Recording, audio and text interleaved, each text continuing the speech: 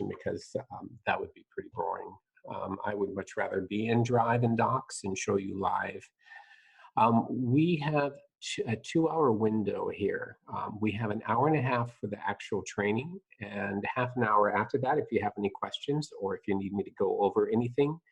But I'll also let you know this. I am recording my screen and I will be uploading that video into YouTube. And I will be sending all of you who registered for the training a YouTube link to this training, either late this afternoon or early evening or tomorrow. So expect something in your email. You can click it. You'll be able to follow along in this entire training. That way you can kind of kick back and relax and just watch the training. More importantly to me is that you have some level of sight memory, that you see that it can be done. And even if you can't remember off the top of your head how to do it, just knowing you saw me do it is probably 90% of it. Because of course you can always go on YouTube and search for the thousands of people out there that want to show you how smart they are when it comes to Google Drive and Docs. And you can follow along with them as well. And you can always email me back if you have a question with regard to either Drive or Docs. But you can watch the video, pause at any time, and follow along in your browser and at your own pace. So that should prove helpful for you. Let's see here. If you want, you can copy that short link. If you otherwise don't want to, you can always feel free to pull out your cell phone and snap a picture of that screen. You'll have that short link. You can type it into your browser later on. So I'll give you about 10 seconds or so to fumble with that phone, turn on that camera, and snap a shot real quick while I talk at you.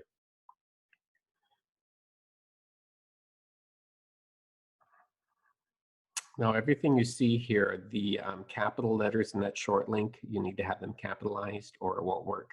I also, by the way, placed that link to this presentation into the chat window. If you're not sure where the chat window is, it's on the same little bar in Zoom where you can turn on and off your mic or your camera. You should see chat. If you don't, there's probably a little 3-dot menu, and if you click it for more, you should see the chat window. During the hour and a half that we're going here, you can always feel free to ask a question in the chat window. After that, I'll invite you if you want to turn your mic on and ask your question, or you can just put it in the chat. It's up to you. I will be editing out the awkward beginning and the questions at the end in the video before I post it on YouTube. So don't worry about having to listen to 10 or 15 minutes of silence. So let's get started here. So why Docs and Drive? It is Google's online alternative to Microsoft Word. And the reason why they went for Microsoft, of course, is that it was the world's most popular Office software out there. But they wanted to replicate most of the experience that people were having with that Office suite, but in an online environment. And so you're going to see stuff that draws from your experience and knowledge of Word, but also some experience and knowledge and drive of how your computer works. But you're going to see it happening online and live. Some benefits of Google Docs itself is that just about all of Google's products do an auto-save of your work. And you'll see this when you're in Docs, that there isn't actually a save button. It auto-saves about every 3 to 5 seconds, just depends on how fast you're typing and adding stuff. And it's an easy product to use. It makes it easy to share a document with others. And I'll give you a for instance, like say in PowerPoint.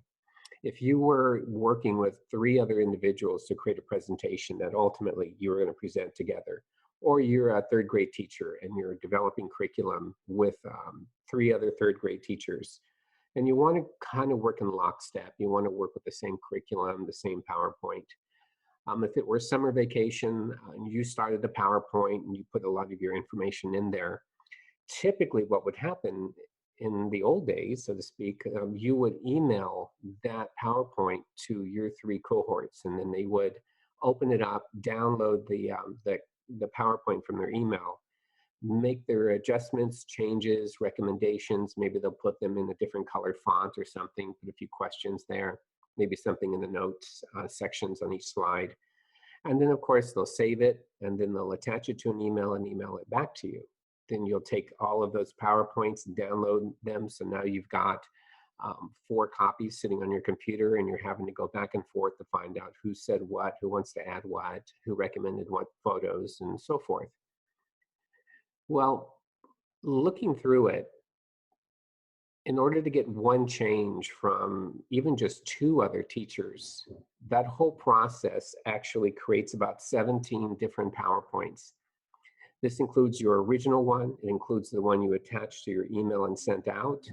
It includes the versions that arrived in their email inbox, and then the versions they downloaded and then saved and changed, and then the versions re-added to their email and sent to you, and then coming into your email and downloaded.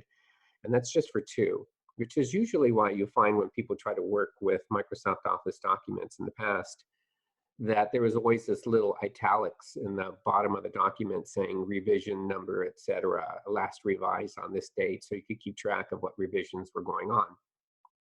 Well, one of the great things about Google is the collaboration. Not only can you share this with other people just to take a look at, you can share your documents with them to edit, which means that when you create a Google Doc and share it with 3 other teachers to make comments and edits on, it's still the one document.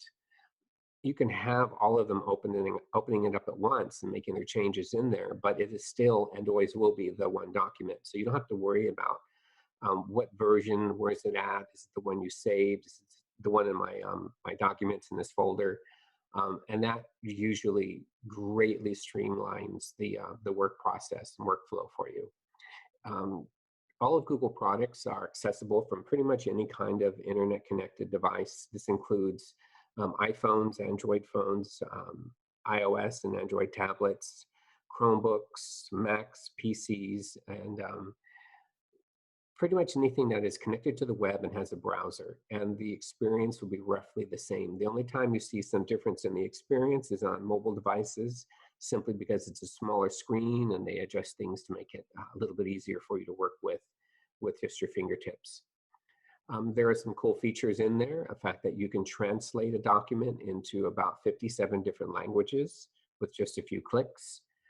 You can actually dictate to a Google Doc, and it will follow your voice and type what you say. Works kind of like Siri. It integrates with a lot of other Google products. You can take and embed a Google Doc into a Google site. You can take a chart from Google Slides, the presentation tool, and you can, or Google Sheets, the spreadsheet tool, and you can embed it into slides. You can embed it into a doc. You can change the original data, and the chart can be updated to have the updated information in it. There's a revision history built into this. I'll show you how that works. So if you find out that you've lost some information accidentally, maybe you highlighted one paragraph too many and hit delete, you'll be able to go back and restore your document all the way back to the day it was born. If ultimately you want this document to end up in some other format than Google, you can do all your work within Google, and then you can download it into a variety of formats. There is a PDF builder built right into Google Drive and Docs. So if you start with a Google Doc, you can simply download the PDF anytime you want, make more changes to your original Google Doc, and then re-download it again as an updated PDF. You can also download it as a Word document, send it to somebody who'd rather work with it in Word. If you have a Google Slideshow, you can download it to PowerPoint. Google Sheets, you can download into an Excel format, and so forth. And if that wasn't enough, there are add-ons available that will allow you to do additional functions above and beyond what Drive and Docs can do. These are developed by third-party vendors, and just about all of them are free. And they'll allow you to do things that just aren't inherent yet in a Google Doc. So that said, we'll go ahead and break away from here, and I'm going to actually go into Drive. So I'm just going to leave from here. Later on, if you need me to come back to this slide to get that short URL, remember it's in the chat, or I can go back and you can always write it down or take a picture. So I'm going to open up another tab here, and I am in Drive. Now this is my Tulare County Office of Ed Drive. So It is my Steve W. at Telerico.net. I don't typically use this one. I use ersconnect.org, which is an account created by my office over at Educational Resource Services.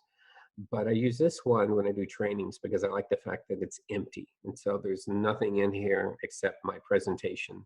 So I can start from scratch. If you don't use Drive and Docs much, or you're new to it, then I want to make sure my interface looks something like yours, fairly empty. So this is Drive, and at the top it says drive.google.com up here. And of course it adds a little bit of extra here afterwards, but drive.google.com will get you there. Pretty much everything in Google is that thing.google.com. You'll notice this over time. If you go into Google's calendar tool, you'll see it's calendar.google.com, mail is mail.google.com, and so forth.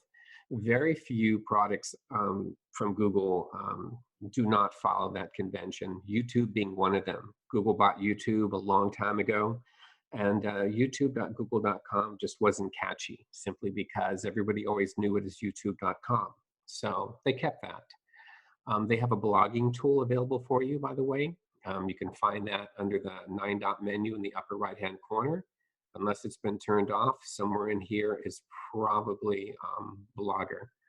That is a blog creating tool, and you can make as many blogs as you want. That one is blogspot.google.com. It's not blogs.google.com or anything like that. So there's a couple of other ones out there as well, but most of the office stuff you're going to find at thatthing.google.com. So once I go to drive.google.com and I log in, I'm going to see something like this. It has a Drive icon up here. If I click it, this just returns me back to the main menu right here. I want you to think of Drive as like the My Documents folder on your computer. Now, if you're working on a Chromebook, you have a Files folder somewhere in there, but just about everything works off of Drive and works off the browser. But on a Mac or a PC, think of it as the My Documents folder. When you first got that machine and you opened it up, there wasn't anything in there except maybe a PDF that said, "Welcome to your computer." From there, you either created documents and you just saved them willy-nilly into your My Documents folder. Maybe at some point you realized I should probably make some folders and organize some of this stuff. Maybe you didn't. That's okay. You can do the same thing here. You can create Office type files in here through Google. You can upload and store in here as well. And one of the things I'll mention to you, you'll probably see your storage used here in the lower left-hand corner. If you're using a vanilla Google account, one that anyone in the world can get, and what I mean by that is your address for your Google account ends with @gmail.com. That's a public one. You can buy it, or you can get it for free. Anyone in the world can get one. That one has 15 gigabytes of storage space available, and that's across all products. So if you decide to store some stuff in Drive, say videos or photos, Word documents, maybe some PDFs and so forth, you can do that. Just know that after 15 gigs, you're going to run out of space, but you can purchase more. I want to say it's around $2.99 or $1.99 a month for something like 100 gigabytes of additional storage space. And I think it's about $10 or $11 a month to actually purchase an entire terabyte, which is 1,000 gigabytes of memory, almost like a small server. However, if you're using the @telerico.net, or you're using an account that a school district gave you, just know that that one has unlimited storage space. So you're never going to run out of storage space in Google if you've got one of those kinds of. So starting over here on the left-hand side, you've got a new. And if I click on that, you'll see that there's a variety of options here in new. I can create a new folder right here. I can upload a file. I can upload an entire folder. Now, if that folder that I'm uploading has additional subfolders and documents and items in all those subfolders, when I upload a folder and I choose the top level folder to upload, it will upload that folder, every single subfolder, and every document or file inside of those folders as well into Drive and store them. Below that are the Google goodness stuff. So you've got Google Docs, Google Sheets, Google Slides. This is a Word type document creator. This is an Excel type application. Google Slides is like PowerPoint. And under more, there's Google Forms. This one allows you to create surveys and quizzes, and will even take the answers and put them right into Google Sheets for you automatically. Google Drawing is exactly that. It allows you to draw on it using freehand or draw with shapes. You can bring in images, you can put arrows and lines and so forth, and then you can embed those into Google Docs or slides and so forth. You probably have used Google Maps before to tell you where to go on the road. Google Maps, however, allows you to also save maps. So you can get a map of the world and put a pin for every place you've ever been. And you can actually edit those pins. You can put in videos, you can put in pictures, text, and so forth. It's also good for students. They can take a geographically rich book they've read and they can actually put pinpoints into the map to tell a story instead of a book report. Google Sites is a web building tool that may be turned off for a lot of you, depending on your district, but it allows you to create as many websites as you want, drag and drop, pretty easy to use, and so forth. So let's see here. We covered just about everything that's in here, and we'll get back to that in a moment. If I click on Drive, it's going to take me to this window, which may look a little bit different than the first one we were in, and the fact that you've got workspaces sitting here. My Drive, it's not going to show up if I click on my Drive. But if I go here to priority, I've got this as well. Workspaces is a fairly new feature in Drive. It allows you to create a personalized workspace. So let's say you're working on a project and you've got a lot of folders with a lot of files in Drive. And now you need to work on this project, but that project is going to require you to work on documents in 5 or 6 different folders.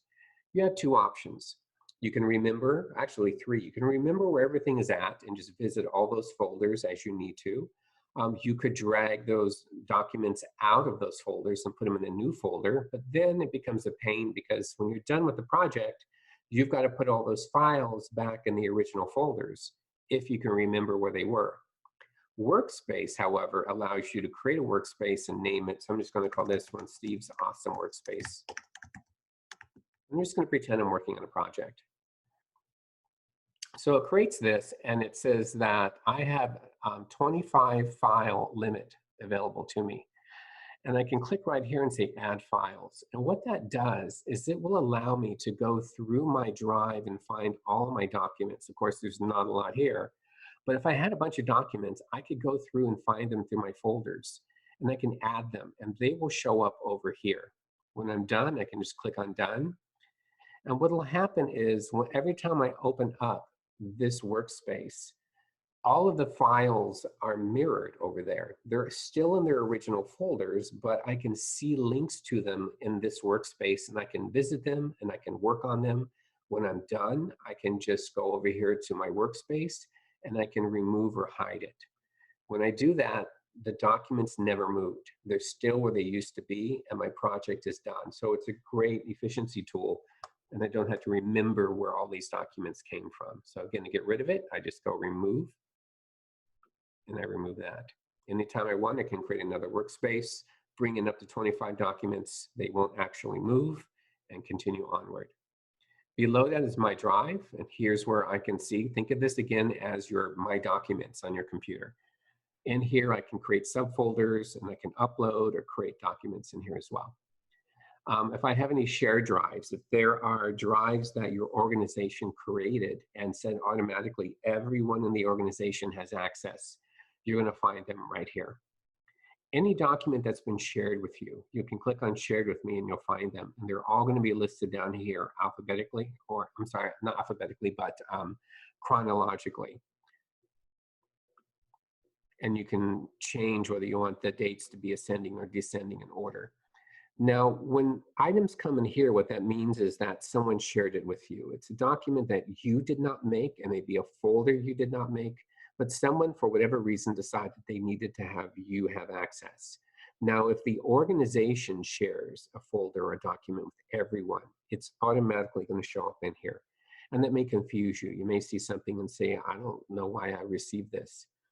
If you're ever given a document in here that for 1,000 years, 1,000 lifetimes, you cannot think of one reason why you would ever want to look at that document, maybe you just were accidentally added to the group that it was shared with.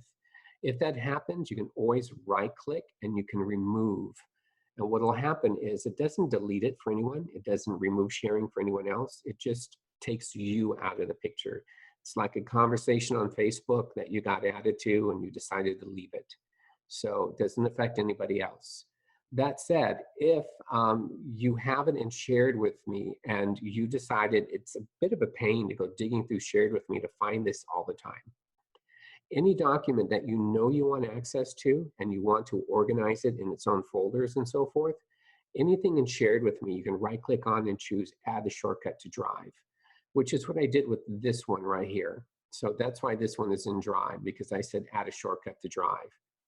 Once I've added something shared with me into Drive, I can actually make folders and subfolders and I can organize those. It doesn't matter who originated it as far as where they have organized it. So if I make a folder and I add a bunch of documents in there and I share that folder with you, and if you go to shared with me, you'll see it. If you go ahead and right click on the folder and you add a link to it to your Drive, you can then add it into a completely other folder and name it what you want. It will not mess up anything for me. So my organization will not get messed up if you add something shared with you to Drive and you choose to organize it as you please. Recent is anything that you looked at recently. And these will come through chronologically from the most recent thing that you have either looked at or you've edited. So if there's a document that you looked at or edited recently, you can go to here and you can scroll through the chronological order until you find it. And it's going to be filled eventually with months and months and months of documents as you get more and more Google Docs shared with you or that you work on. You'll find them all under recent. Starred is up to you. Think of it as sort of like a bookmark. If it's Friday, it's 3:30, and you've got some things in Drive that you need to look at, maybe you need to edit, maybe you need to read, whatever it may be, and you're worried that on Monday you're going to forget which documents you need to look at, you can go to my Drive and you can go hunt down those documents and you can simply right-click on them.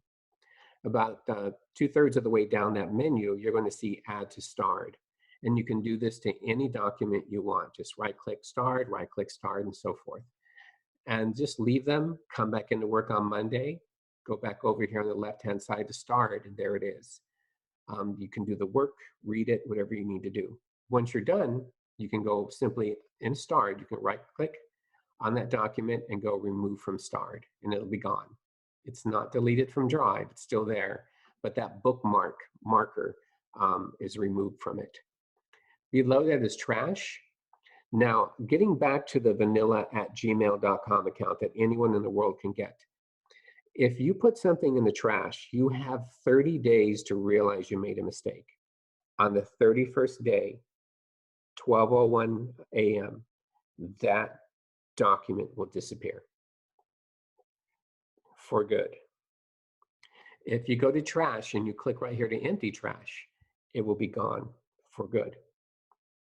Now, if you have a nattolarryco.net account or an account given to you by your school district, if you put something in the trash, it will be there forever unless you go over and empty your trash. Or if you right-click on it and you follow through and you really throw it away. So anything that goes into your trash can, unless you follow it up and really throw it away or empty that trash can, will be in there forever. And remember, I said you have unlimited storage space.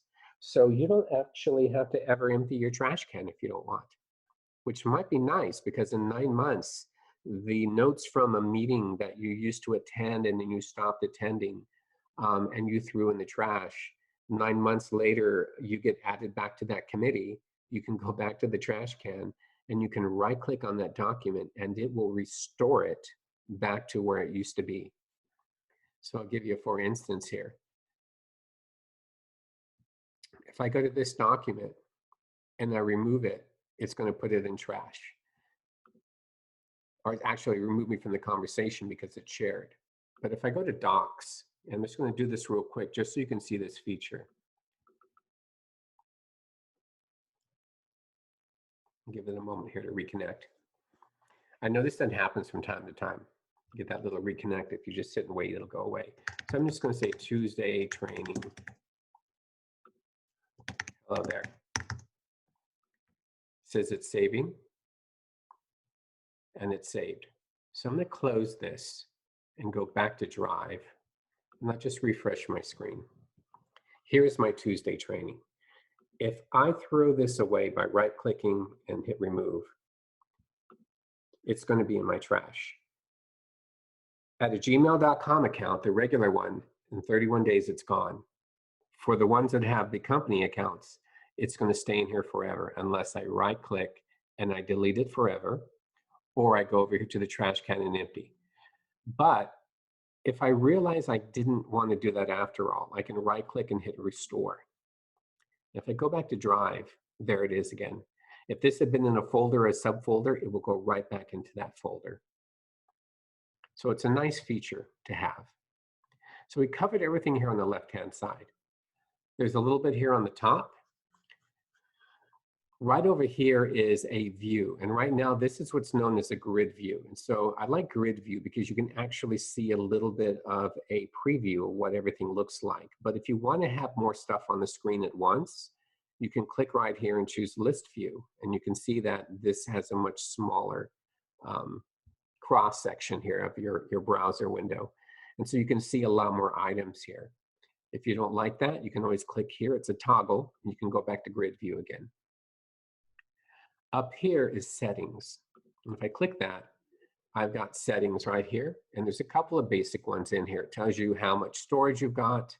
It's usually in this area. You could buy more storage if it's a gmail.com account. You can convert uploads to Google Docs format if you'd like. I do not recommend this.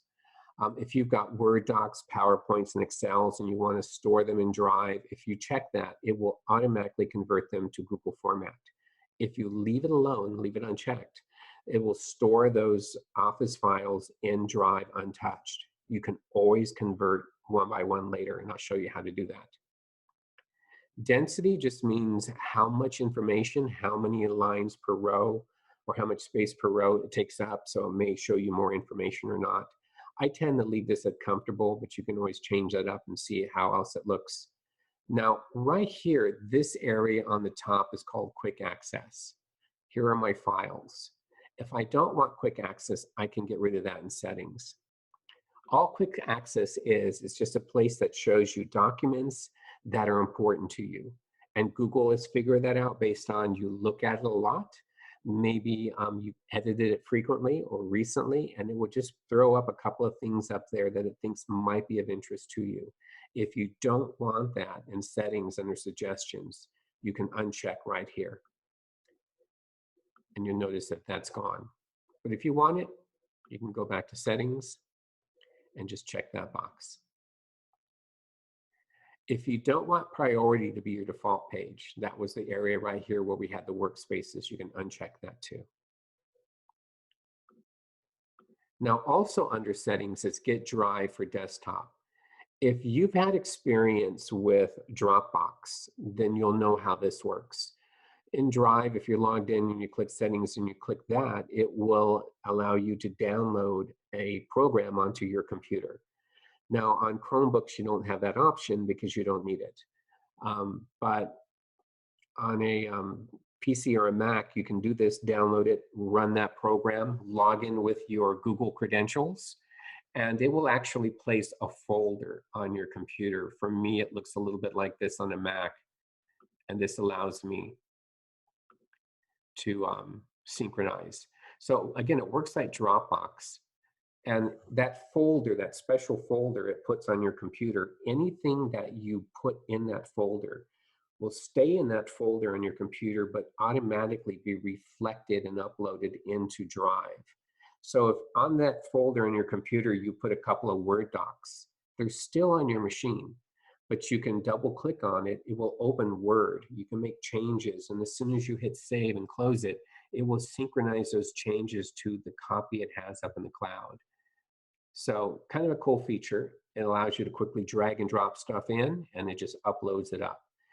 So if you have a computer that has some folders that have a bunch of things, rather than using this new and folder upload, you can go here on your machine and you can download that, log in, and in that folder, drag those folders with those files, and it will synchronize them over the Wi-Fi right up the Google and keep them synchronized for you. And they'll still be on your machine, which is a nice feature. So lastly, in this area here, I want to talk about search and drive. I mentioned earlier that some people, they like to just save stuff in my documents, and maybe they have a ton of stuff, so they search their computer to find anything they placed in there. You can search here as well, and you can search Drive. But that said, you can also search for different kinds of files. There's also an advanced search right here. But there's also a little drop-down menu in the search window, and if you click it, this is also your advanced search. And if you're looking for a particular file type, you can look for any of these file types that you may have stored or created in Drive. You can also look by who owns it. If it's something you made, you can use owned by me. If you're not sure who made it and you know it's not you, you can just say not owned by me. And if you know a specific person made it, you can search by that as well. That'll help narrow down. You can search anywhere or in the trash as well, or anything that may have been starred. If you know that it was recently modified, you can go through the date modified, even do a custom search. You put in the item's name. You can also put in any words you think might be in the body of the text of the document, who you may have shared it with, and so forth. And then you just hit search, and it'll do a more refined search.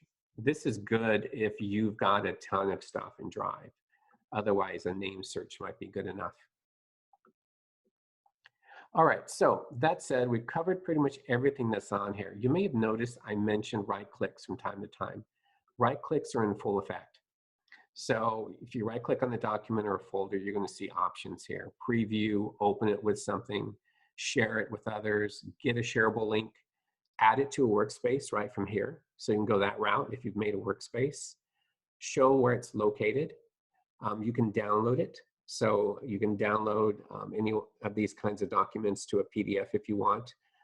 You can download your slides to PowerPoint and so forth. You can move it here if you want to put it in a different location. You can rename it if you want. You can make a copy, throw it away, or remove yourself from the share. It's up to you. All right, so the first thing we're going to do right here in Drive is I'm going to go over here to New, and I'm going to make sure I'm in my Drive. So if I click it, I'm in Drive. I'm in that main top subfolder. I'm going to go New Folder, and this is how I make a folder. So I'm just going to call this one Tuesday Google Training, and I'm going to hit Create.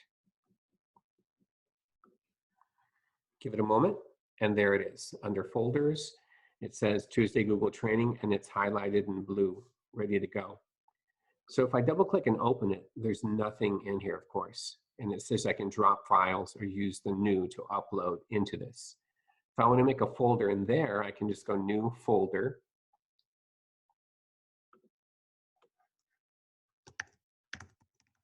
Tuesday Training subfolder, and hit Create. Now, because I'm in my Google Training, my Tuesday Google Training folder, this is where that folder is going to be created. And if I double click it, it's also empty. I want to direct your attention to this area right here. This is your crumb trail. Think Hansel and Gretel. Here's where I originated in Drive. Then I opened up this folder, and then I created a folder and opened up that folder. These not only tell you where you are navigation-wise, these are links. So if I want to go up a level, I can click right there. If I want to go back to Drive, I can click there too. There's a secondary navigation over here on the left, and I don't know how many teachers that have used Google for a while who did not realize this existed. So I'm going to let you in on a little secret. To the left of my Drive is a little arrow right here. And if I click it, it will show me all of the top level subfolders. If there is a little arrow to the left of a folder inside of there, that tells me there's a subfolder there as well. And of course, here's Tuesday Training, and if I click, there's nothing in there. This allows me to do a secondary form of navigation. And I can click on these to see what's in here, but it also allows me to do another trick. If I want to move a file where I am now into a subfolder, I can expand my folders here until I see where I want to put that file. And from here, I can click and then I can drag, and I can actually drag and drop into that area. And so it will put it into that folder because these are also clickable. So here's that item. So this is nice for allowing me to see my subfolders and then from here drag and move it over, because sometimes following down the navigation I can find my file, but how do I get back up to put it in there? That's where that right click move tool is good for, but I like the fact that I can expand my folders and just drag it over once I found it. So if I go back to Drive, of course it's not there anymore, it's in that subfolder. So that's a nice feature, and I'll make sure that you knew that. All right.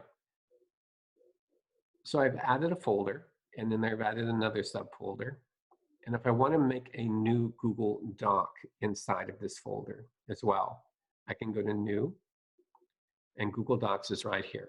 We already talked about uploading a file and uploading a folder. If I want, I can upload an entire folder right here.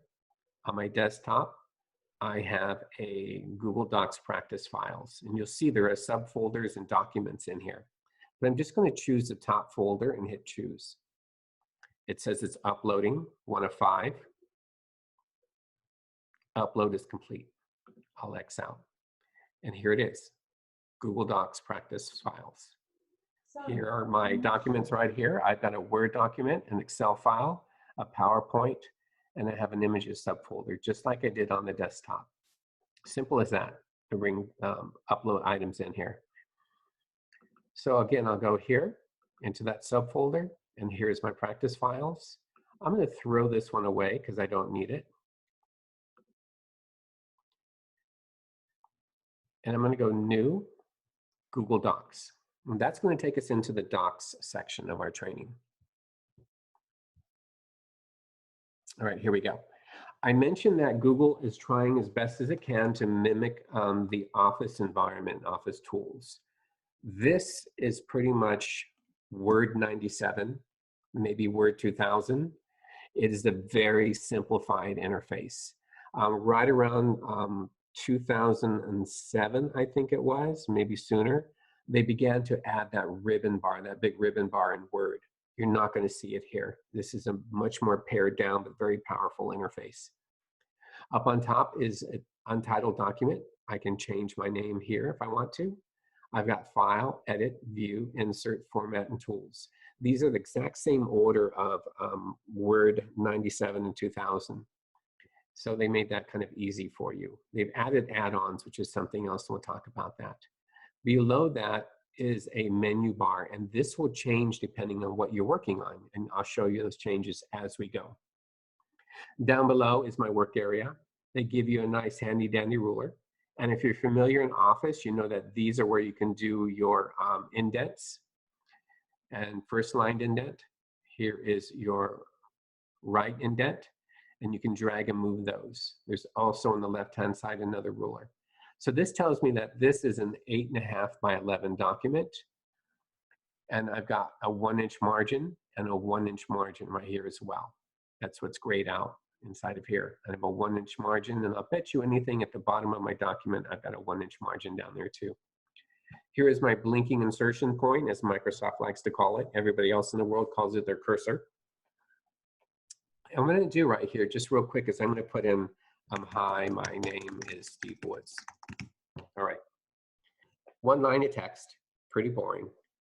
If I go up here to Untitled Document after I've typed in text and click, it will steal the first sentence or part of it for the title. You're not stuck with that. If you didn't want that to be there, you can just click up here and change this if you want. My training document. There we go. If you have name remorse, you can go up here over and over and over again and change this anytime you want. All right, so I've got my first line of text. I always like to tell people when it comes to any type of Office tool, you have to select what you want to affect. So I'm going to do a single click to get into that text, a double click to get a word, a triple click to get an entire paragraph. If you did not know that Microsoft Word let you do that, probably over the last 15 or 16 years, boom, I just taught you something new. All right, so this is highlighted. Of course, I could always just drag across it too with my cursor. And then I can start going through and making adjustments with my menu here. So I've got bold, italic, underline. I've got font color. There are 64 web-safe colors here. Web-safe means that whether you're on a PC or a Mac, whether it's an older machine or a newer machine, a cheap monitor or an expensive monitor, it should render the colors relatively close to each other. So these are called web-safe colors. But if 64 colors isn't good enough for you, you can go over here to where it says custom. And if you click that, you get this nice rainbow bar and you can drag across it. And then when you find a color you're interested in, then in here, you can choose the exact shading you want of that particular color, all the way from really light to really dark to black to white. You'll also notice as you're clicking around in here that you get this hex number or a set of digits. If you don't know what that is, what it is, it's a, they call it a hexadecimal equivalent of a color. And these are used in web coding and so forth. You don't have to remember any of that. You can just click around. Once you pick that color, you can click OK, and you'll see that because I had this selected, it affected it. And if I go back to color, it adds that color under custom. So again, if I highlight this text, choose text color, and go to custom again, and let's say I wanted to grab a green, and I like this green, and click OK, it turns it green. And under font color, I now have 2 custom colors available for me. So it puts those and adds them to the menu in this document so I can reuse that color over and over and over again in the rest of my document. And I don't have to remember what that weird hexadecimal equivalent was. Just added the custom and I'm done. All right, once I'm done here, I can hit enter. Here's a new line, hit enter again, and I'll undo these font characteristics here. So what else do we have here? I have normal text. So I'm going to delete all this and put the secret to success. Steve Woods. I'm going to get rid of this format again. And if this were a title, I could highlight this. And of course, I could add a larger font size and so forth. But I've got normal text, and these are text styles. Word has always had these two. You can click that drop down and choose title. And so here's a nice title. And then I can grab this text, and I've got subtitle. So I have a nice little subtitle. Chapter 1, the secret to my success is, and so forth. So here's chapter 1. I can highlight that, and I've got heading number 1. Oops, I didn't want all of that. I just wanted chapter 1. Heading number 1. And then this, of course, would be my text. And then I could do it chapter 2, chapter 3, and so forth. Of course, these chapter headings would be on different pages. But I wanted to show you another tool that's in here. So if I've got chapter 1 and I decide, you know, I kind of like this, but I would like to have this red colored font, and I'd like my chapter 1 text to be italicized. And you know what else? I want to break from Arial, and I want to do a Georgia as a font. Well, I'd have to do this on chapter 2 and chapter 3, and if this were a 27-chapter book, I'd have to go through all those pages, right? And I'd have to remember I did a certain font size or a font style and a color, and then I made this italicized. Or I can click anywhere in this text that I have formatted the way I want. And I can use this tool, Paint Format. If I click it, I can actually drag across some other text. When I release, it will reuse all of the font styling. So if I wanted to add that to chapter 3, paint format again, drag across and release. So I can use that over and over and over again, just jumping from one chapter to the next and then change up the headers. If you thought that this right here, paint format was a cool tool, here we go again. Microsoft Word has had it for probably about 14 years. So if it's new to you, cool. All right, at the beginning of this menu bar, you have an undo and redo. I like to call these the oopsie buttons. So if I didn't want this stuff after all, I can go undo, undo, undo, and so forth. And I can keep undoing until I'm back where I want to be. If I change my mind, I can do redo, okay? Here is print. We'll talk about that in a bit. You've got spelling and grammar check. So if you want, you can highlight text, click on that, and it'll tell you if there's an error. Well, if I go right here and go the Seret instead of secret, you'll get that squiggly line just like you do in Word. And if I choose here, once again on spelling and grammar, it's going to tell me, I think this is supposed to be secret. And you can just go right here and say secret.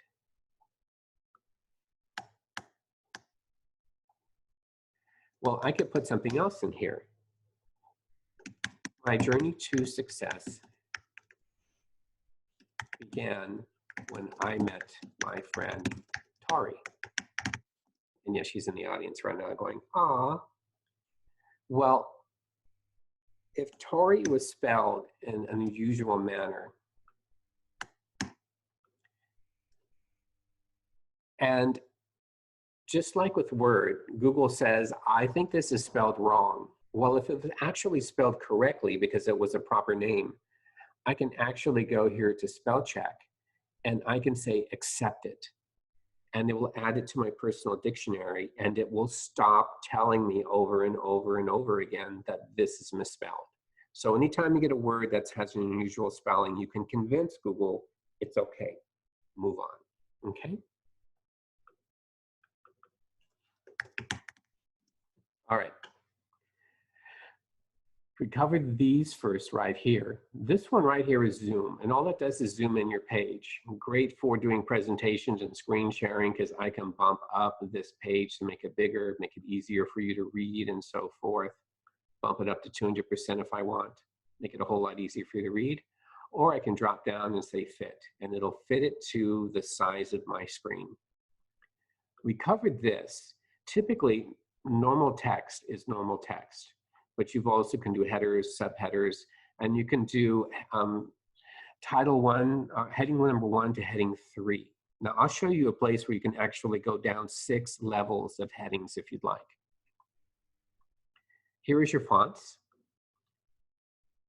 Now, if you're used to using Microsoft Word, you know that you probably have 678 million, yes, literally that many fonts to choose from in Word. You will not find that many here in Google, but there's quite a few, including the classics, Arial, Courier, Garamond, Georgia, Times New Roman, Verdana, Trebuchet, and so forth. You even have the very friendly but hated Comic Sans serif right there too. So you've got all these fonts available to you, and anyone who uses Google and looks at your document will have these fonts embedded into their online app as well. But if this isn't enough for you, you can go right here to more fonts, and you can look at any fonts that you don't have. Maybe you don't have Poppins, you can add it. Maybe you don't have Playfair, you can add it. Maybe you like Muli. Maybe you like this Fira Sans, and so forth. So you can check and add additional fonts. And yeah, Google from time to time does add additional fonts in here for you, Pacifico, Indie Flower, and these will show up over here. And if you look, some of these will have some additionals. I'm just going to click OK. I'm going to highlight this title. And when I click on the font drop down, they're here as well. And many of these, through that little arrow, have the extra light, bold, semi-bold, and so forth. What you won't find are italics, because you've got italic right there. You don't really need it. Italic will work with any of these. But just know that you have additional options in here for you too. So if I wanted to make this indie flower, well, there I go. So on top of font, I'm going to highlight this. On top of different fonts, I also have font size. There are presets. You can see there in the dropdown from 8 to 96. Right now, this title by default is 26. And you'll see that 26 isn't in these presets. Well, if I want, I can choose a preset, or I can click here and then click in here, and I can actually type in a value, like say 37, even though it wasn't on the drop-down menu. You knew that you could always do that in Word, I'm sure. Next to that is bold, italic, underline, and of course, our different colors. Here's my custom again. And you've got highlighter as well. Again, 64 colors for highlighting, and if that's not enough, you can go into customs and add more. So I'll just choose the standard yellow. So yes, you can make your text on your document as ugly as you want.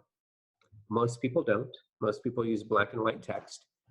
Pretty straightforward, but just know that you have full range of color and so forth, font styles, all that good stuff. All right.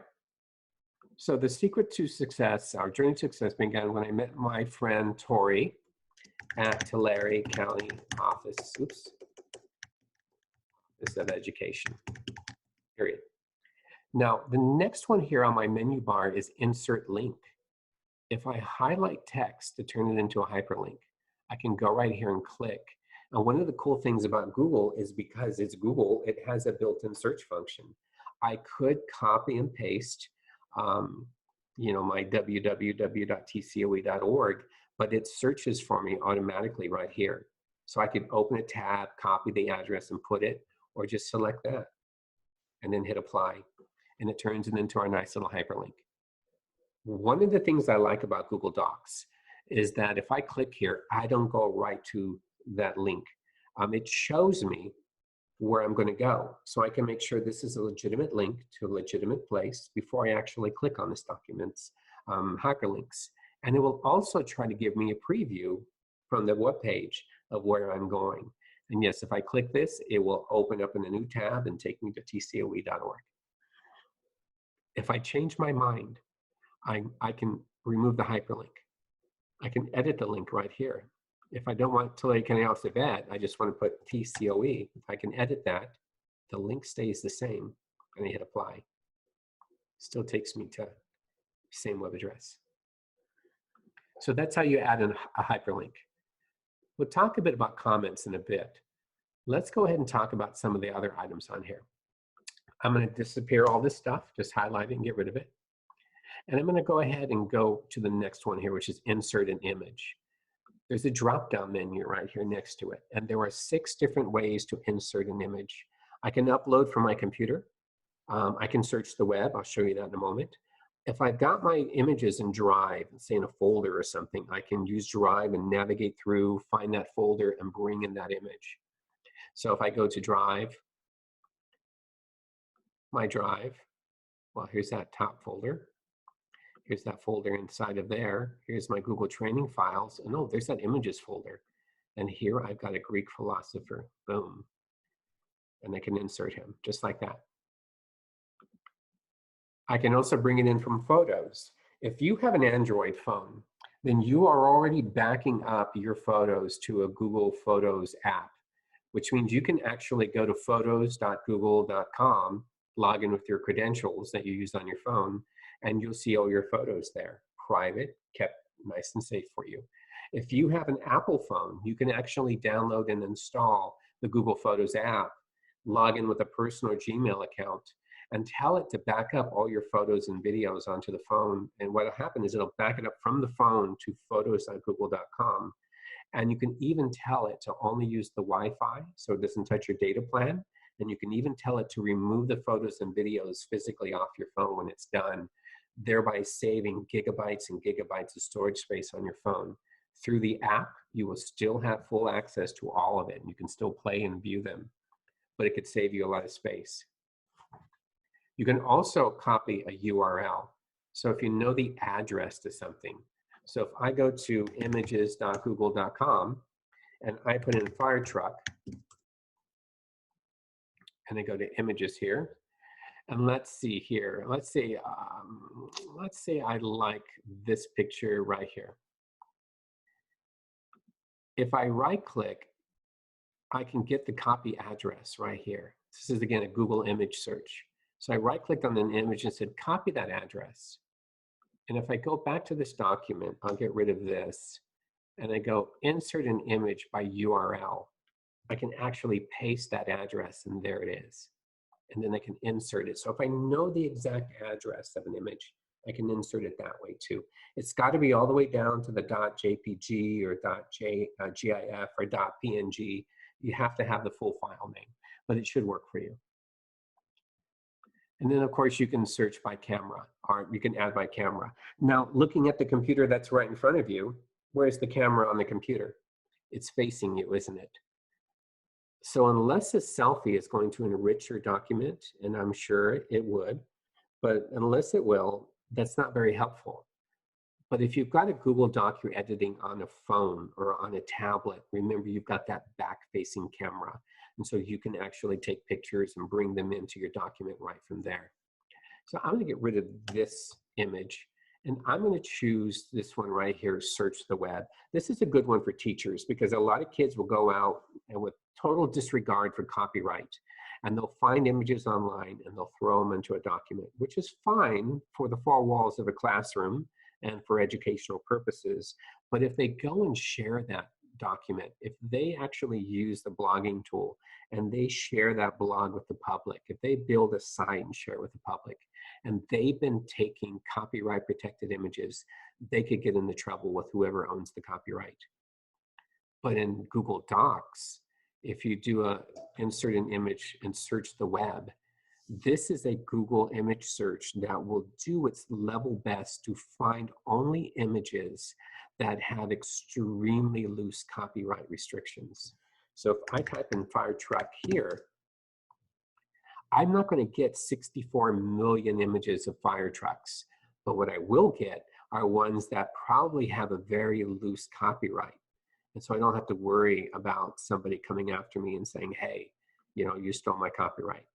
I'm going to click on this image and choose insert down here, and it will throw this up. Now you'll notice that this goes all the way to my margins, which means this is probably actually bigger than this document, but it auto resizes it to fit in my document. If it's smaller, it's just going to put it on the document. Now I clicked in this image. When I do, I get these resized corners, and if I click and drag, it will proportionately resize it. If I use these middle boxes, it will not. If I resize that way, you'll see it gets all squat. So I'm going to go ahead and hit undo.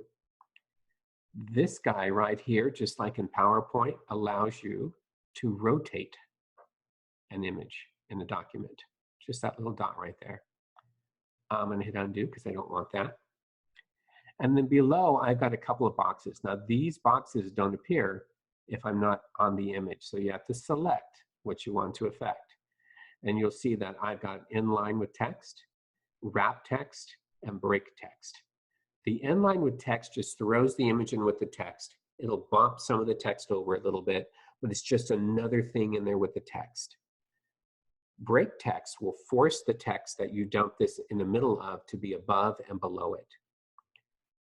Wrap text is the one that everybody likes because it allows you to wrap text around an image. So if I go over here, I'm just going to go ahead and click here, and I'm just going to put this is some text. Wow, what awesome text. Cool. And if I highlight this and just paste a bunch of it, I'm going to highlight all of this and paste a bunch more text. If I click here, and it's right now in line, so if I drag it down, you'll see that it breaks the text up. If I choose break text, it bumps it above and below. But if I choose wrap text, it will wrap around the image. I can move this image anywhere I want. When I release, the text will wrap around it. I could resize it, text still wraps around it. I can even put it in the middle of text and it'll wrap around it. So I'm going to click on it one more time, select to effect. Now that I've word wrapped, I get some additional menus.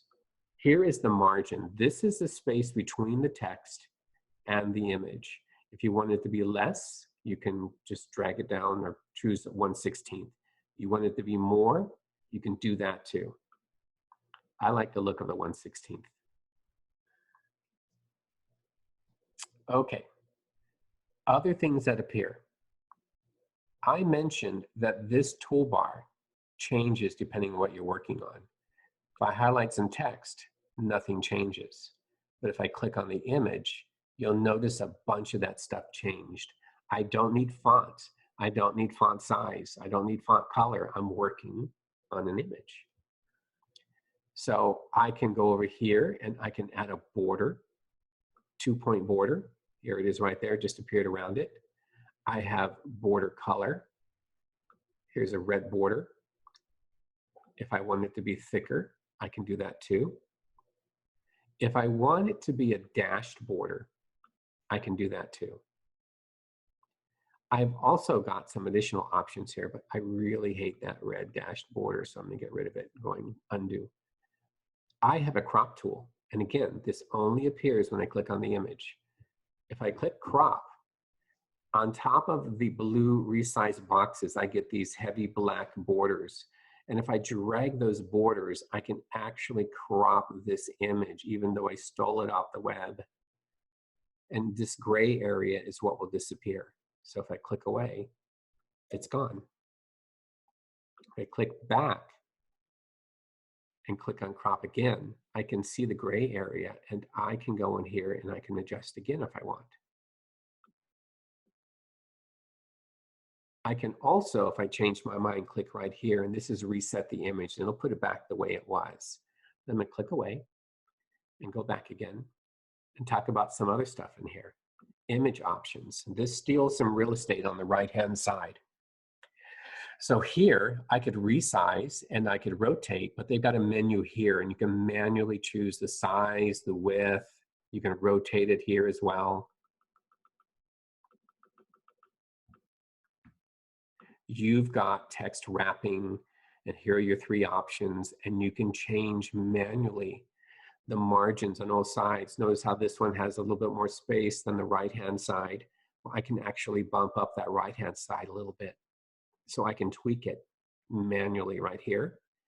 Position, you can put an exact X and Y coordinate, and it'll stay there while everything else wraps around it, if you want. Recolor.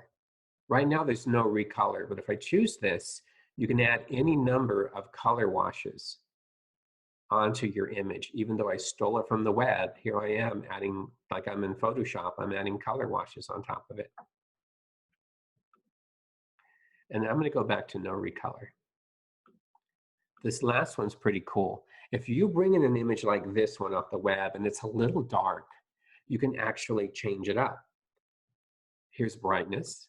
I'll adjust that a little bit, and you can see by looking at the image as I do this, it brightens it up.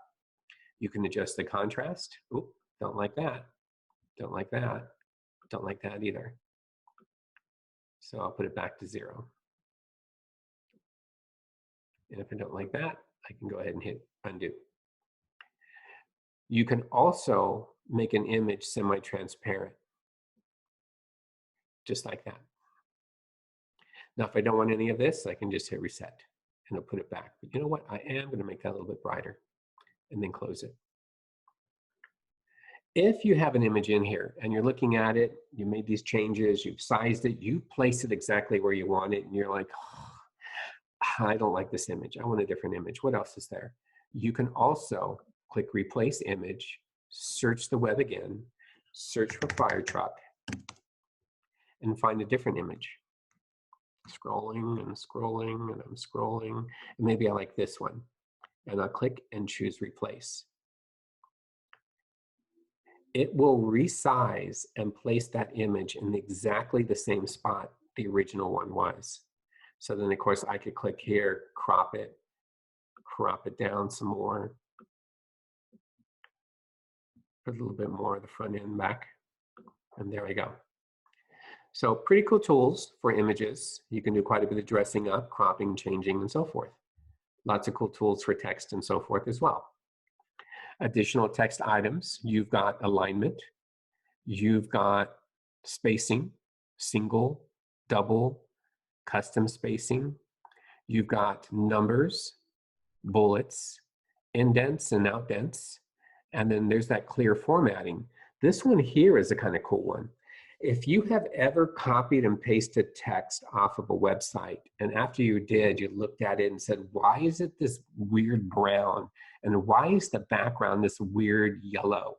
And I don't even know what that font is. You can copy and paste text onto a Google Doc, highlight that text, and click right here to clear formatting, and it will remove the formatting. See, it did it right here with the green. So if I highlight all this text, I can strip the formatting right there, and it'll get rid of colors, weird fonts, weird sizes, and so forth. It's right back to Arial 11 point all over again. That's a great saver if you've copied and pasted text. All right, I'm going to highlight all this, hit delete, highlight this, hit delete.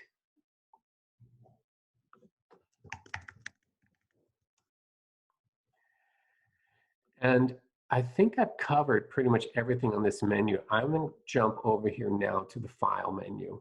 Here I can share. I can add a new document from here. I can open an existing document, make a copy of this.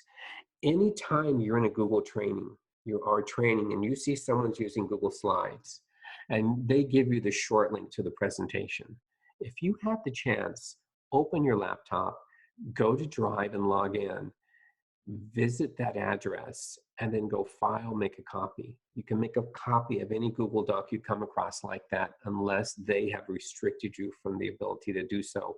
Most presenters won't think of that, and so you'll be able to make a copy of their presentation and follow along as you please. Here's where I can download. You'll see that you can download it to Word. I mentioned that you can also save it as a PDF file. This one here is a cool one. Teachers, listen to this one. If your students create a Google Doc and they create a story in it, maybe they put some images, maybe they snap some photos of their own illustrations and they embed them, they make this beautiful story, a really nice report. Just know that your students can go to File, Download, and EPUB. And if they do that, what will happen is it will download a .epub file. So what is that? If you've ever read a book on a Kindle, you've read an EPUB file. If you've ever read a book on Amazon or on Google Play Books, you've read an EPUB file. If you've read on Apple iBooks, you've read an EPUB file. All of those are in that format. Your students can download a story they've created to EPUB and email it to their parents or their grandparents. And if they open up that file on their phone, when they click on the EPUB file, it's going to ask them, what do you want to open it with? And it'll offer up all of the e-readers on their phone. And if they choose one, it will add that book, that report, right into their library, and it'll be sitting next to the novels they purchased and anything else. And it looks like any other book. It will take the cover page and turn it into the cover on the book, and they can flip through it using all the controls of the e-reader. This is a great one for you when you have your students create reports or write something up that you think their parents would love. You can show them how to download it in EPUB and then email it to their parents. The kids' faces will brighten up when they see their parents reading it using Apple Books or their Amazon Kindle. If you make the next great American novel, you can download it in EPUB, put it on Amazon, and you can sell that book through your Amazon store, just like any other author. You can email as an attachment. You've got version history here. Remember, I just deleted everything on this document. Under File Version History, you can choose See Version History. And over here will be the most recent change I just made. And this little drop down will allow you to expand. And you can see that my last delete removed all this text and it was done by me. Well, I can go through each of these revisions And I can see where I want to restore this document to. If I keep on going and keep on going, you'll see all the things I did to this document, step by step. Every single one of these revisions I can click on, and then I can say restore to this version, and it'll put it right back. So if I go back up here to when I had the text and the fire engine, I can click here and say restore this version. And now it's back to that version.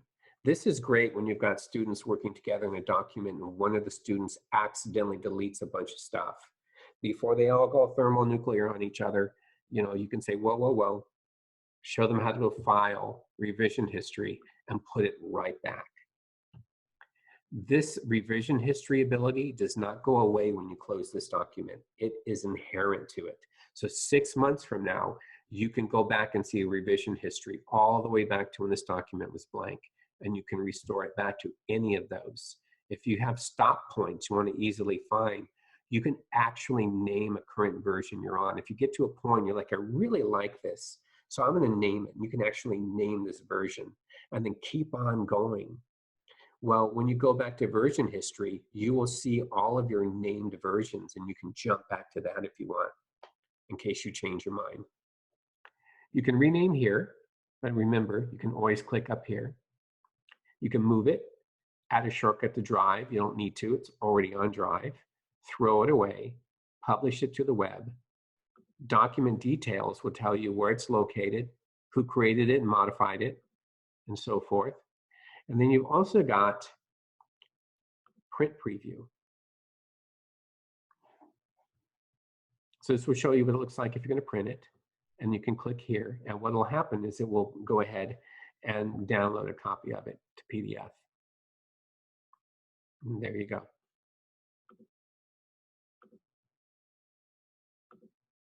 Page setup will take you into here. So if you were wondering, all right, this is a portrait mode. What if I want a landscape mode document? Under File, Page Setup, here you go. You can go to Landscape. You can also say, you know what, letter's great, but I'm planning to print this out on legal.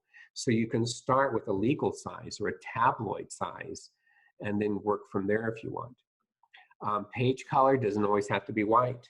64 colors and then the custom colors. You can have those as a background. So if you're making a beautiful flyer, you can start with a green background, add colored boxes and circles and logos and all kinds of stuff if you want. Margins. I pointed out before 1 inch, 1 inch, and so forth. If you don't want that, change it. Maybe you want the top to be 1, but you want the bottom to be 0.5. Maybe you want the left to be 1, but you want the right to be 0.75. You can do that. Click OK. If you are a person who's going to use Google Docs a lot and you have protocols to all your Office documents, they must be the following margins. You can set this up on your first document and then click right here and set it as default. And every single Google Doc you make after that point will have those margins ready to go. You can change it within any document to override it, okay? Under Edit, usual suspects, undo, redo, cut, copy, paste, paste without formatting, select all, and even find and replace. So if I wanted to go in here and change the word awesome, and then say with really, really awesome, I can replace all. And here it is. Really, really awesome, really, really awesome, and so forth.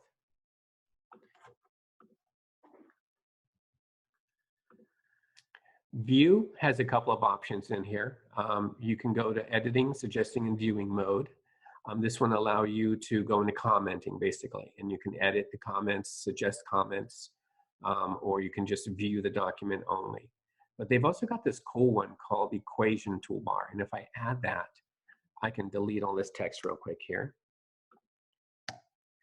If I do the Equation Toolbar, I can go New Equation, and I can pick from all of these different math symbols, all of these different operands, brackets, parentheses, and so forth. And these are all available. I can actually build a math equation in a Google Doc. So instead of copying and pasting and hand drawing equations, I can literally physically build them on my document. Then go to question 2, insert another equation, put some instructions, and so forth. If you don't want this, if it's scaring you, like it does me, you can go View, click on Show Equation Toolbar again, and it'll go away. Insert, big one here. We covered images. You can insert a table, just like in Word. How many columns, how many rows?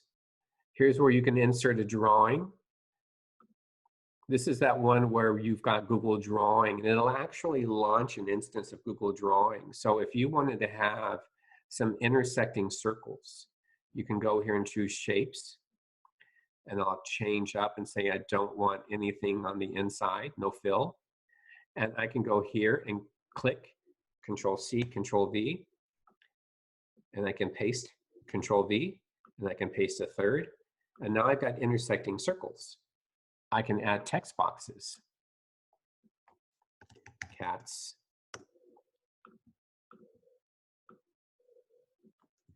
Dogs. People.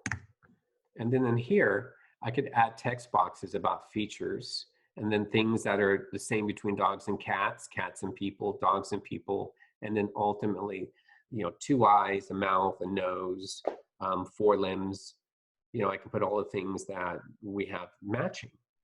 I can also insert images. So I can put in the map, like a map of California, and I can add text to label missions and stuff like that.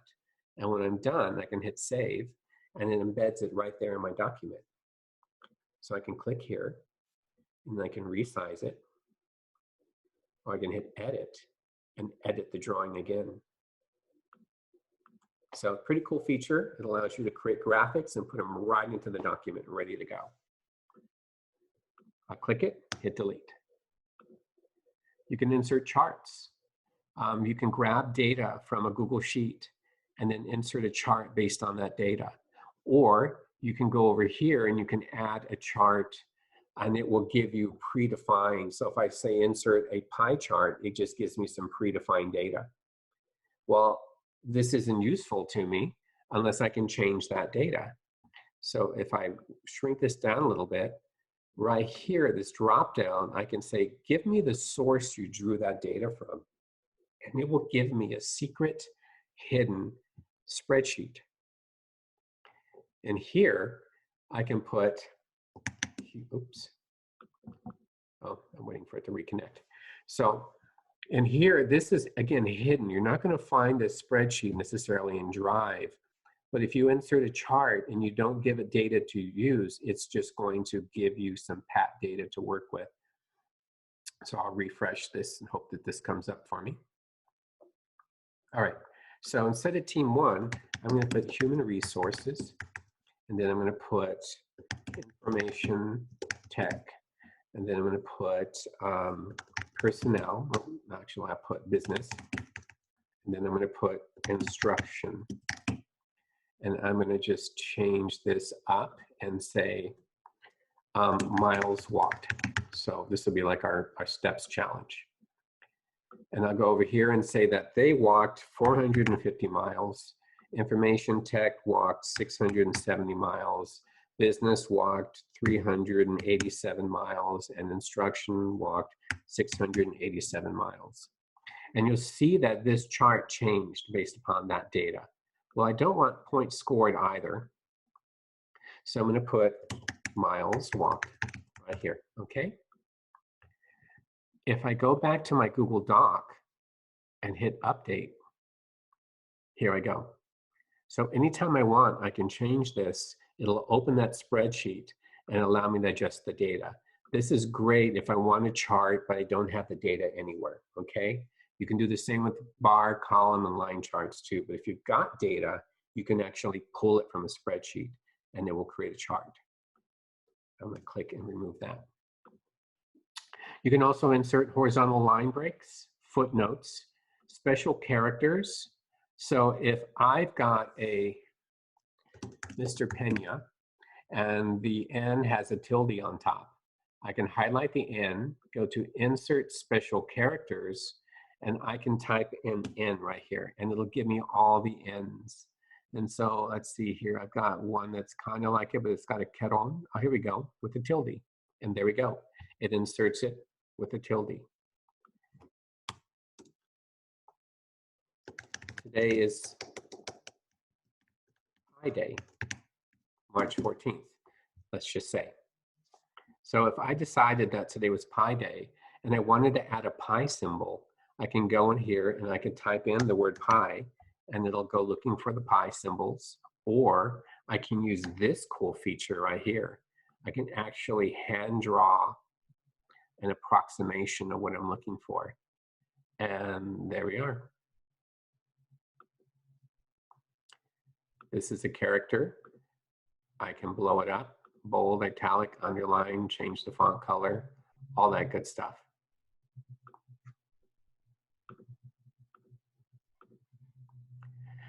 And so, yeah, there's all kinds of things you can do in here. And yes, I've been asked before, can you do emojis? And the answer, of course, is yes, you can do emojis. And yes, you can even draw, if you're good at it, the poo emoji, and it will draw the poo emoji. You can draw a house emoji. I'm just freehanding this with my mouse. And here's a house. So it's a pretty cool feature, inserting special characters. Again, that's under Insert. Here's that equation toolbar again, headers and footers, page numbers, line breaks, links again, bookmarks, even tables of contents.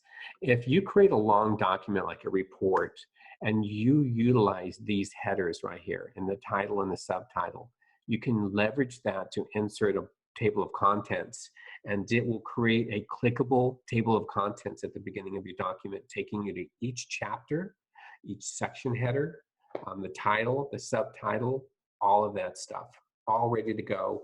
As long as you leverage these text styles, it will work. Format. This has got additional features, but you'll probably notice most of these were on this toolbar. You've got text, bold, italic, underline, but they've added strike through, super, and subscript, if you were wondering about those. You can increase or decrease the font size if you want all lowercase or all uppercase, or you want title case inserted for you automatically, you can do that. Here's paragraph styles, and here's where you can see the 6 different heading levels available for you. Also, borders and shading is available here for tables. Aligning and indenting, line spacing, columns.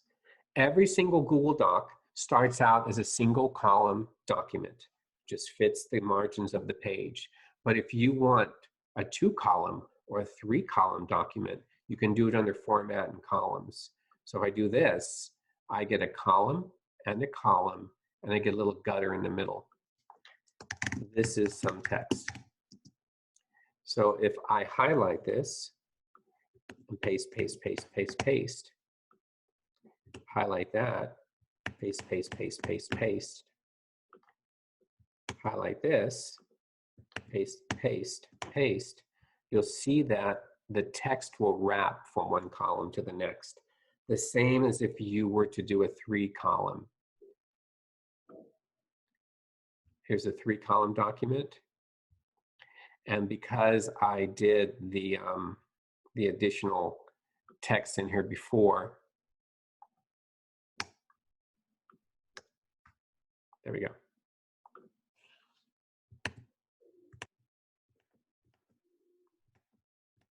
And so forth. Now it's still trying to function as a 2-column, but if you start from scratch as a 3-column, it will wrap completely.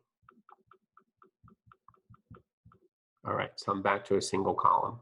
So again, format columns 2 or 3. Bullets and numbering, here's where you can clear formatting again. Tools, here's your spelling and grammar. Word count, well, there's no words on this document, but you can even have it display word count if you need it to be a certain word count. It will display that as you type.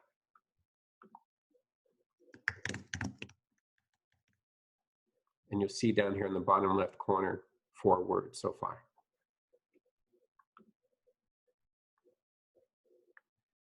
You can review suggested edits if you want. You can even compare 2 documents. If you've got 2 documents and you're not sure what was different between the 2, you can actually go compare documents, pull up a second document, and it will show you what is different between the 2 documents. This may help you find exactly what you're looking for. So right now, I don't have anything in here. So if I go to field trip permission form, this form is to provide permission to attend the field trip to Disneyland on August 17, 2020, signed parent or guardian. So I've got this real simple form, all right? Also under tools is translate document. So if I click this, I have around 57 languages I can translate this document to. And what's cool is it will keep the original, make a new document to translate. It's one thing to be able to call down to the office and say, can I have a native Spanish speaker help me translate a document? Pretty easy to do in a lot of school districts. How about if you need to translate a document into Arabic because you have a Yemeni family and the parents only speak Arabic and the student is beginning to learn English? Well, I can go new document title. I can say Arabic copy, and I'll call this permission slip and translate. This opens in a new tab. And here is our translated in Arabic. And I'm sure you're all looking at it going, yeah, that's exactly right. Oh, yeah, that's exactly, that's correct. This is the original. If I go tools, translate document, I could also translate this into, say, let's see, how about Hmong?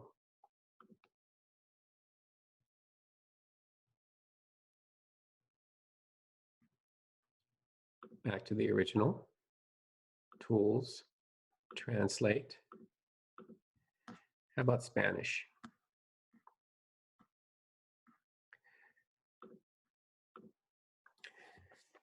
So if you are fairly good at Espanol, you can take a look at it and you can tell me if this is dead on or pretty close. You can go ahead and throw something into chat if you'd like.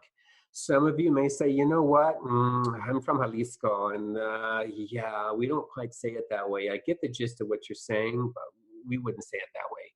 Somebody might say, this is a little too formal. Others may say, we don't tend to use that word. Somebody from Michoacan may say, yeah, this is really formal. This isn't how we would say it. We would usually say this. But here's the thing. Most Spanish speakers reading this will get the gist of most of it. Google Translate updates its translations all the time. They get native speakers who give them feedback saying, I recently translated this document. I don't agree. We usually use this. And if enough people come at Google with, yeah, we tend to use this instead, they will update their translations. But if you have no one to help you with translation and you need to get a permission slip out or something like that, this is a great tool for starting. So I'm going to close these translated documents. And here's my original again. You will not see on here dictate text. And the reason why is I'm not in Google Chrome, I'm in Safari. But if you use the Google Chrome browser under tools, you will find dictate text. If you click it and you give permission for your microphone to be read by Google, you can actually click on the microphone icon, talk, and it will type what you say into the document. And then from there, you can edit the text as you please. All right, so I've covered pretty much everything in the menu here. A lot of great features.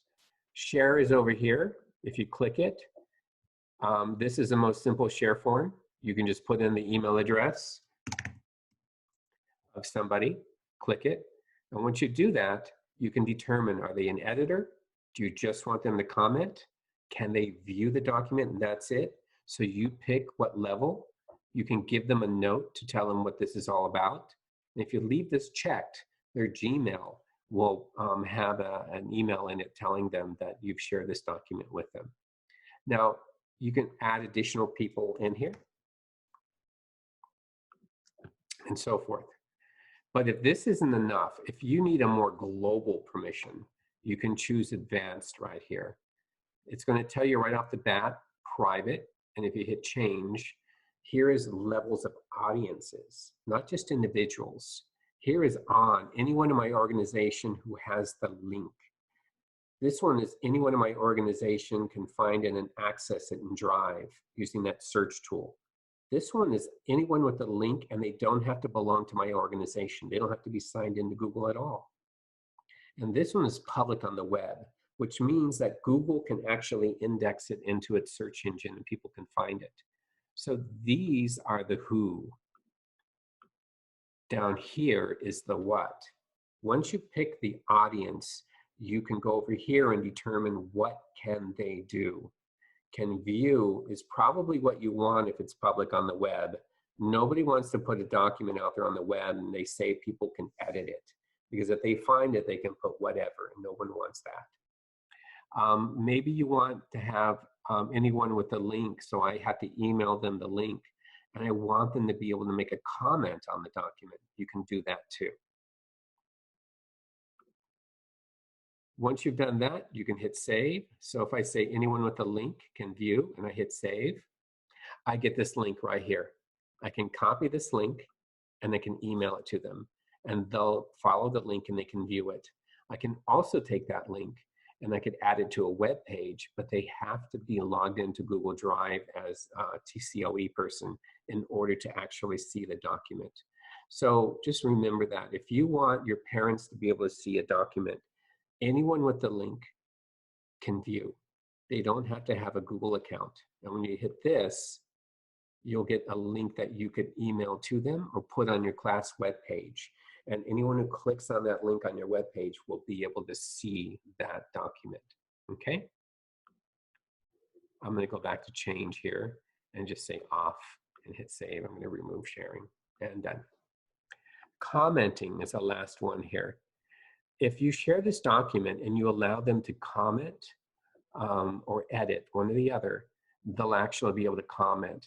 So which means that when they're in the document, they can highlight text and click right here to add a comment. And then they can say Disneyland or Magic Mountain. It was Magic Mountain. So this would be another teacher. And they can hit comment. And then parent or guardian. And then they can add another comment. Do we have to capitalize these? And comment. You will be able to see the comments they make. And if there's a lot of comments, you can click on the comment box and it will bring the cursor over to the text related to that comment. You can also click on the highlighted areas and it will bubble up that comment to let you know. And then you can even reply, I'm not sure. Where can I check? And so you can have a conversation with somebody you've shared it with who has comment rights. And then once you resolved it, you can just click resolve and that comment goes away. Okay? So I think I'm going to stop here. I think I've covered the vast majority of the features in here. The last one is add-ons. If you go to add-ons and get add-ons, you'll find that there's a bunch of third-party add-ons that add a whole bunch of really cool additional features in music notation. You've got bibliography, bibliographic citations. You've got some additional mathware that will help you with creating math. DocuSign, e-signature features. But you can go through here and find there's diagrams, and these will add additional features onto your Google Doc from a third-party vendor. Avery labels. You can do a label merge to labels from here. Rubrics, teacher and student rubrics, coding blocks, all kinds of cool stuff. You can search, and it'll show you that there are 4 different coding-related add-ons. Or you can use this little 3-line menu, and you can look up the most popular, the top rated, and so forth. And when you click and add these, you can add it as an individual. And then when you do, it's going to ask you if it's okay to have certain permissions. You're going to say it's okay, and it's going to add it. Once you've added it, these add-ons are available for anyone to, or for you to use on any Google Doc in the future, all right? If you want to manage these, you can just click manage, and you can actually remove any of these by uninstalling them right here. Every single one of these add-ons has its own interface that you have to follow through in order to leverage it, but there's some really cool ones in there. So that said, I'm going to stop here. We have about 19 more minutes. I'm going to take a look at the chat window. Does anyone have any questions? I know for a lot of you, your brains are full. And we went at a fairly rapid pace. And some of you might be going, I never got to put hands on anything. I am recording this entire session. And so tonight or tomorrow, you will receive a YouTube link with this entire recorded session.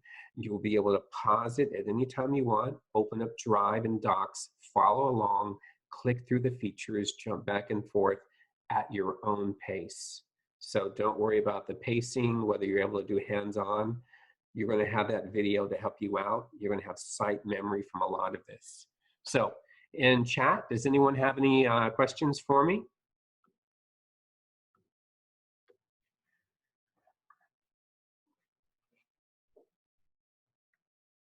I'm not seeing any questions right now. If your question is best asked, you can also feel free to click on your mic real quick and ask the question if you want. Otherwise, if you don't have any questions for me, expect that YouTube link to show up either tonight or tomorrow. You can also email me anytime you want. You'll have that email in there, and email address from me when I send out that link. You can always respond. Any question you have about Drive, any question you have about Docs, feel free to ask, okay? All right, so if there are no other any questions for me, then I will stop this and kick you all out of the meeting. If you have any questions later on, though, you can always respond. All right, see you guys later. Have a good evening.